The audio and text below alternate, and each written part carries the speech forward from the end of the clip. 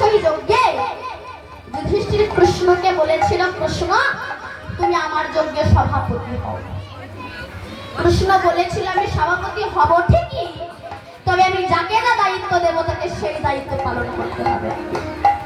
তা কি করবে না, দুর্যোধনকে ক্যাশিয়ার করবে। যুধিষ্ঠির বলে, কেন সে তো সত্য বলে, ওই কারণেই তো করবে। কেন? চোরের কাছে যদি বলা হয় এই যে জিনিস থাকলো দেখো, তবে সে জিনিস আর চুরি হয় না। আর তাছাড়াও দুর্যোধনের হাতে ধনবৃত্তি রেখা আছে, 5 টাকা হাত দিলে 10 টাকা হয়ে যায়।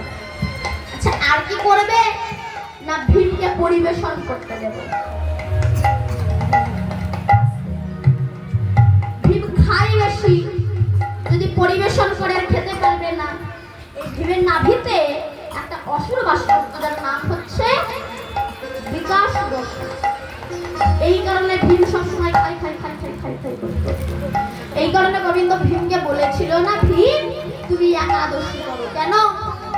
একাদশী করলে বিকাশ রস নষ্ট হয়ে যায়, মরে যায়। কিন্তু দেখবেন অনেকে বলে স্বামী না পেলে তো একাদশী করা যায় না। আর যার স্বামী নেই সে কি করবে বলুন?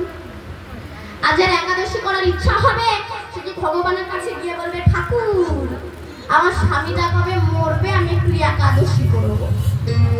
তাই যুধিষ্ঠির কৃষ্ণকে বলছে, কৃষ্ণ তুমি সবাইকে সব দায়িত্ব দিলে, তুমি নিজে কোনো দায়িত্ব নেবে না?